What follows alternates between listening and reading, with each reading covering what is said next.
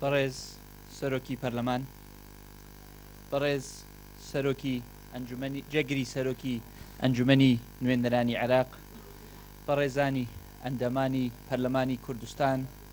و هاوکارانم لە ئەنجومەنی وەزیران، پیرۆزە لە کوردستان، پیرۆزە لە هەڵەوجە، پیرۆزە لە هەموو لایەک لە کەس و کاری سەربەرزی شەهیدەکانمان، لە پێشمەرگە قارەمانەکانمان، لەو هەموو کەسەی کە ناخۆشییان بینیوە لەم کوردستانە.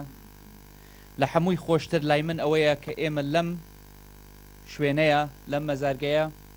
کە ساڵ لە دوای ساڵ یادی ناخۆشی لێ ئەبەستینەوە، یادی دڵگرانی و دڵتەزێنەی لێ ئەبەستینەوە. ئەمڕۆ هاتووین پێکەوە هەمومان، حکوومەت و پەرلەمان، هەموو لایەنە سیاسیەکان دەست لە ناو دەست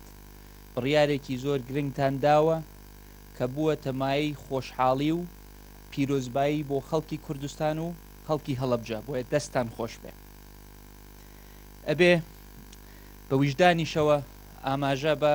دەور و ڕۆڵی هەندێک کەسیش بین و ناتوانم ناوی هەموو ئەو کەسانە بهێنم کە دەوری کاریگەریان بینیوە بۆ گەیاندنمان بەم ڕۆژە، چکەن بە تەکید یەکدوانێکم لە بیرەچێ، بەڵام ئەگەر ئیجازەم بنێ بە ناوی هەمووتانەوە سوپاس و پێزانینی خۆمان ئاراستەی جەنابی سەرۆکی هەرێم بکەین بۆ ئەو دەورەی کە بینی، بۆ هەواڵ مامجلالی خۆشەویستان بۆ ئەو دەورەی کە بینی، بۆ هەموو لایەنە سیاسیەکان کە دڵسۆزانە و پەرۆشانە و دوور لە بیرکردنەوەی تەسکی حەزبی خۆیان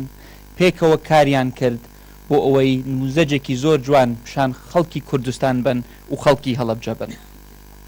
حەزەکەم سوپاس و پێزانینی خۆمان ئاراستەی برادەرانی کابینەی حەوتیش بکەم، بەڕاستی کە ئەمە لە کابینەی حەوتە ئەم پرۆسەی بە پارێزگابوونی هەڵەبجە گەشەی کرد و بە تایبەت برای خۆشەویستم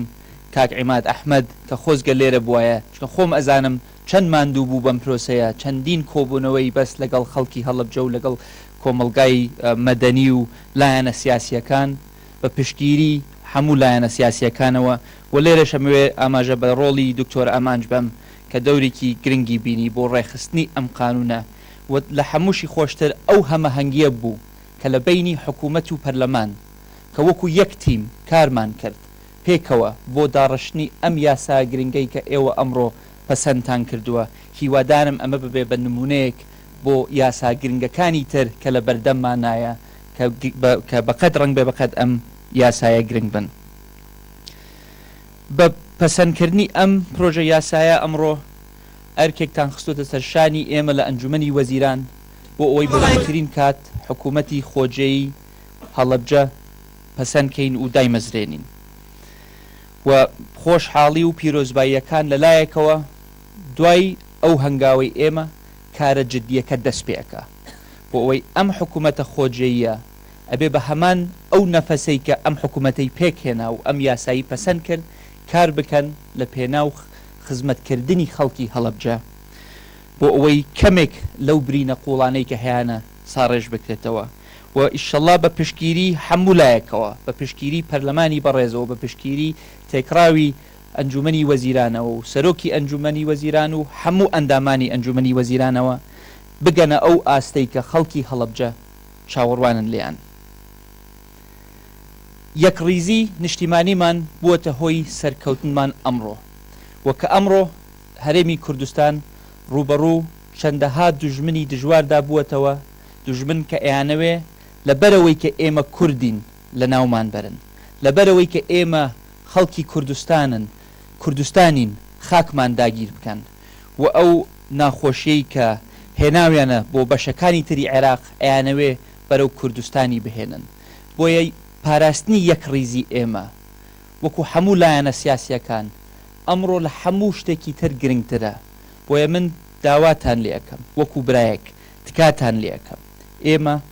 وەکو یەک دەنگ لەم کاتە سەختەیە پێکەوە کارکەین، دوورکەوینەوە لە شەڕی سیاسی نێو خۆی خۆمان، دوورکەوینەوە لە شەڕە ڕاگەیاندنەکەی نێوان خۆمانەوە، دوورکەوینەوە لە هەندێک لەو مزایەدەی کە ئەبێتە دروستبوونی گرژی لە نێوانمان چکەن ئەمڕۆ کوردستان لە هەموو ڕۆژێک زیاتر پێویستی بە یەک ڕیزی نیشتمانیە پێویستی بە یەک دەنگیە پێویستی بە یەک ڕەنگیە و ئێمە ئەگەر بتوانین ئەوە بچەسپێنین وەکو چۆن ئەمڕۆ چەسپاندوتانە من دڵیام هەم کوردستان سەرەکەوێ هەم لەم جەنگەیە سەرەکەوین هەم هەڵەبجە ئەبێ بە پارێزگایەکی نمونەیی کە ئەبێتە جێی بەغیلی لە هەموو پارێزگاکانی تری کوردستانەوە و ئێمە ئەم یەک ڕیزیە بەرەو سەرکەوتن دەبین بۆ میلەتەکەی خۆمان بۆ کەسوکاری سەربەرزی شەهیدەکانی خۆمان و بۆ ئایندەیەکی گەشتر لە خۆمانەوە دووبارە پیرۆزە لە هەمولایەک زۆر سپاستانەکەین کە بانگهێشتان کردین بەشدار بین لەگەڵتانە لەم ڕۆژە پیرۆزەیە بۆ دەستخۆشی لەو بڕیارەشەیەم کە بڕیارتانە لێرە ئەم جەلسە تایبەتە ببەسرێ و لە کاتی پشووی خۆشتان هەمووتان ئامادە بوونە لێرە ئەمەش گرنگیەکی تایبەتی خۆی هەیە زۆر زۆر سپاس ماڵتانەوە بێ و دەستان خۆش بێ زۆر سپاس بۆ بەڕێز جێگری سەرۆکی حکوومەت